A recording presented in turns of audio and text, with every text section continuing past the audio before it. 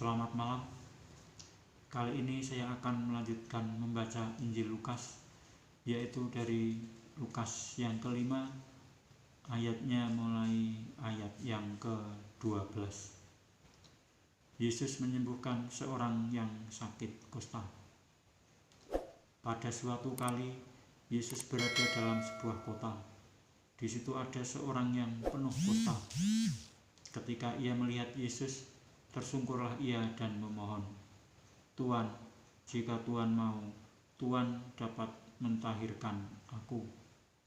Lalu Yesus mengulurkan tangannya, menjamah orang itu dan berkata, "Aku mau, jadilah engkau tahir."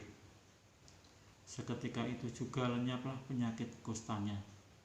Yesus melarang orang itu memberitahukannya kepada siapapun juga dan berkata, "Pergilah, perlihatkanlah dirimu kepada imam dan persembahkanlah untuk pentahiranmu persembahan seperti yang diperintahkan Musa sebagai bukti bagi mereka."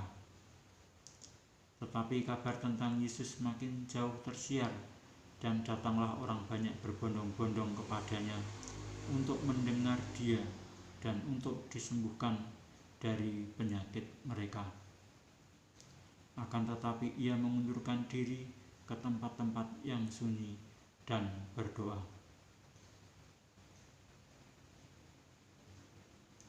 Orang lumpuh disembuhkan.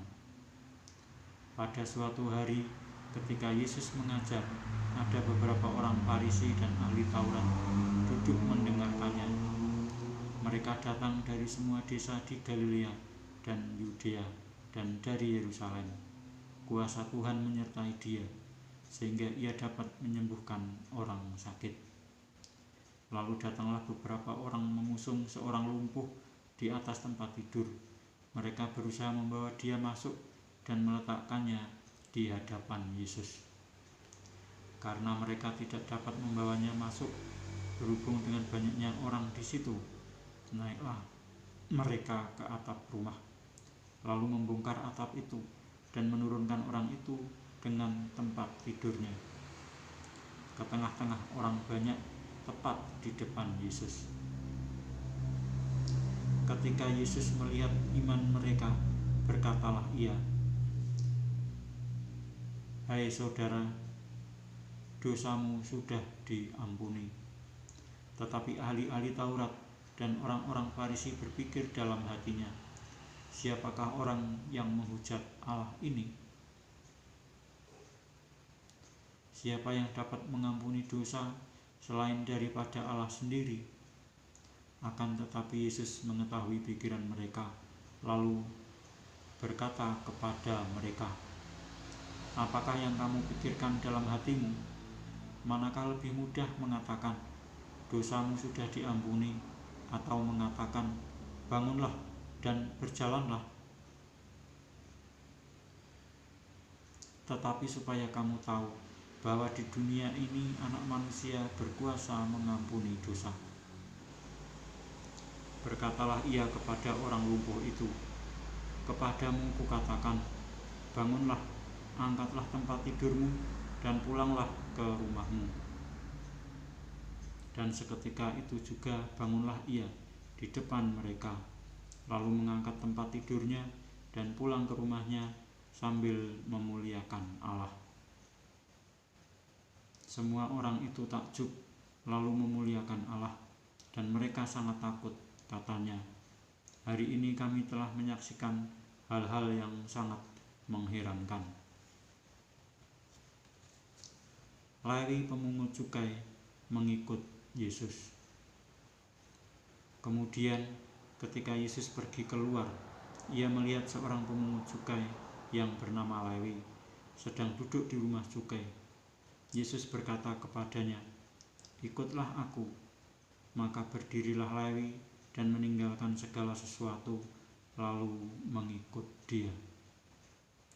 Dan Lewi mengadakan suatu perjamuan besar untuk dia di rumahnya, dan sejumlah besar pemungut cukai dan orang-orang lain turut makan bersama-sama dengan dia. Orang-orang Farisi dan ahli-ahli Taurat bersungut-sungut kepada murid-murid Yesus, katanya,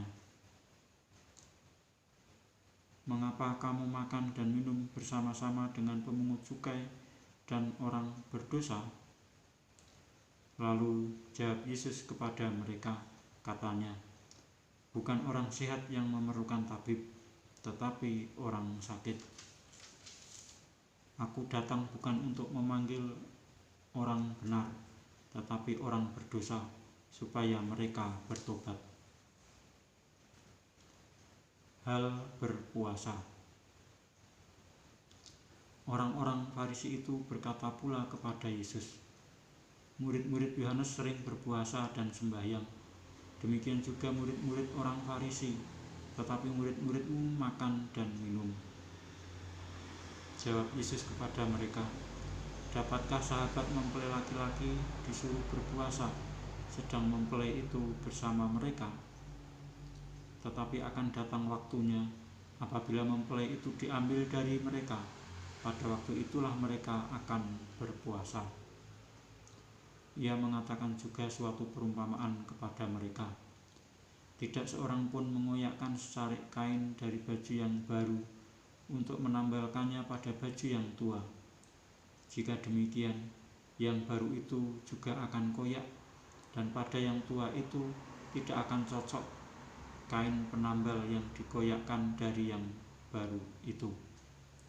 Demikian juga tidak seorang pun mengisikan anggur yang baru ke dalam kantong kulit yang tua, karena jika demikian, anggur yang baru itu akan mengoyakkan kantong itu, dan anggur itu akan terbuang, dan kantong itu pun hancur.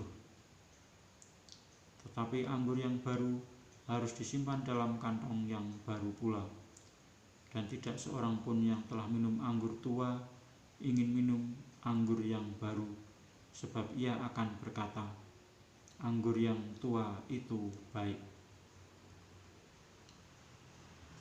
Saya lanjutkan membaca Injil Lukas yang ke-6.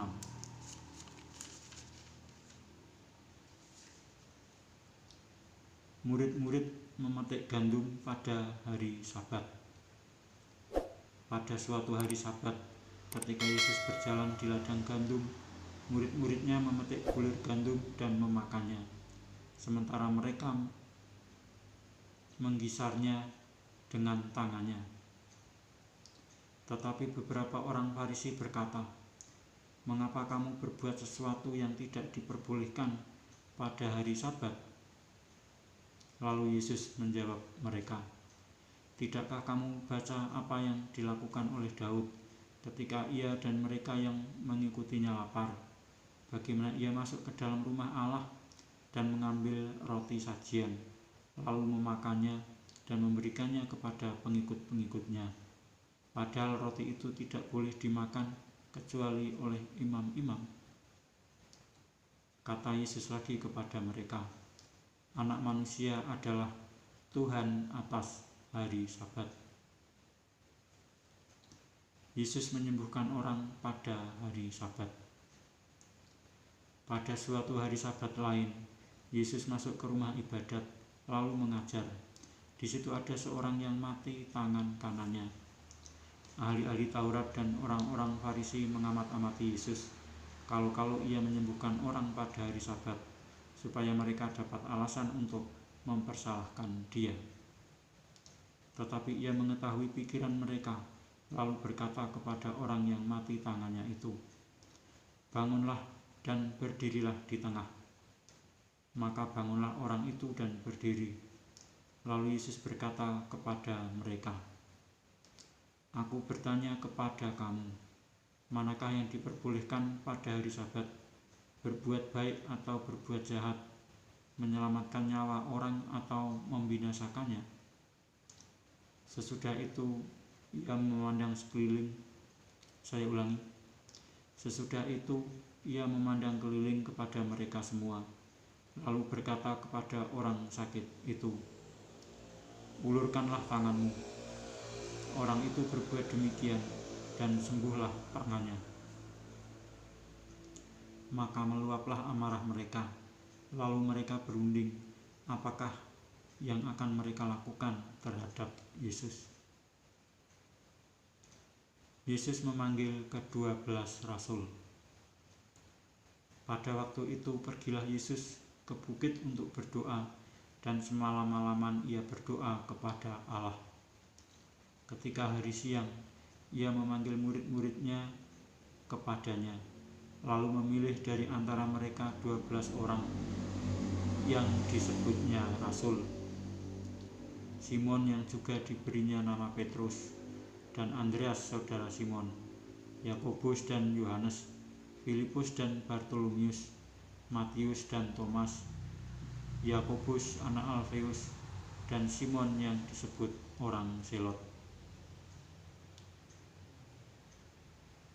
Yudas anak Yakobus, dan Yudas Iskariot yang kemudian menjadi pengkhianat. Yesus mengajar dan menyembuhkan banyak orang. Lalu ia turun dengan mereka dan berhenti pada suatu tempat yang datar.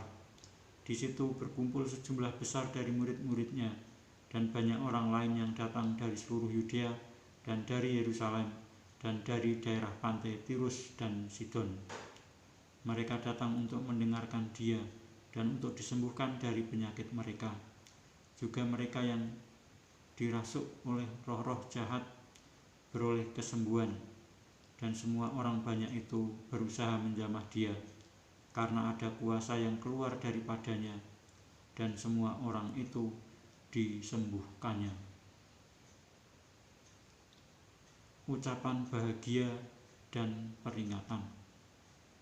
Lalu Yesus memandang murid-muridnya dan berkata, "Berbahagialah, hai kamu yang miskin, karena kamulah yang mempunyai kerajaan Allah.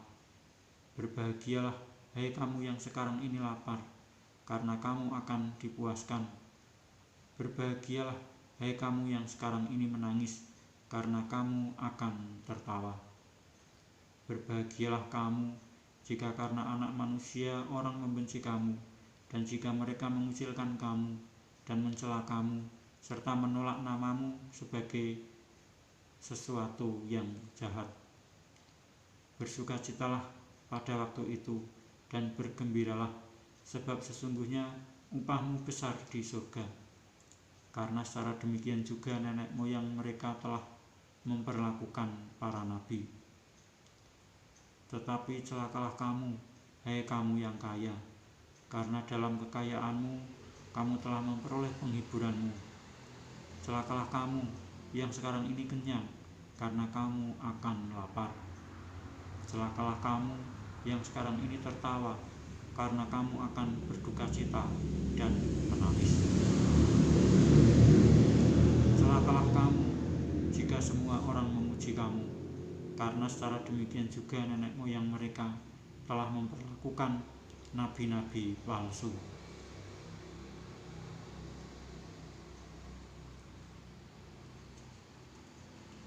Kasihilah musuhmu. Tetapi kepada kamu yang mendengarkan aku berkata, kasihilah musuhmu, berbuatlah baik kepada orang yang membenci kamu, mintalah berkat bagi orang yang mengutuk kamu, berdoalah bagi orang yang mencaci kamu. Barang siapa menampar pipimu yang satu, berikanlah juga kepadanya pipimu yang lain. Dan barang siapa yang mengambil jubahmu, biarlah juga ia mengambil bajumu. Berilah kepada setiap orang yang meminta kepadamu, dan janganlah meminta kembali kepada orang yang mengambil kepunyaanmu. Dan sebagaimana kamu kehendaki supaya orang perbuat kepadamu, perbuatlah juga demikian kepada mereka. Dan jikalau kamu mengasihi orang yang mengasihi kamu, apakah jasamu? Karena orang-orang berdosa pun mengasihi juga orang-orang yang mengasihi mereka. Sebab jikalau kamu berbuat baik kepada orang yang berbuat baik kepada kamu, apakah jasamu? Orang-orang berdosa pun berbuat demikian. Dan jikalau kamu meminjamkan sesuatu kepada orang, karena kamu berharap akan menerima sesuatu daripadanya, apakah jasamu? Orang-orang berdosa pun meminjamkan kepada orang-orang berdosa, supaya mereka menerima kembali sama banyak. Tetapi kamu, kasihilah musuhmu, dan berbuatlah baik kepada mereka, dan pinjamkan dengan tidak mengharapkan balasan. Maka upahmu akan besar, dan kamu akan menjadi anak-anak Allah yang Maha Tinggi, sebab Ia baik terhadap orang-orang yang tidak tahu berterima kasih, dan terhadap orang-orang jahat. Hendaklah kamu murah hati, sama seperti Bapamu adalah murah hati.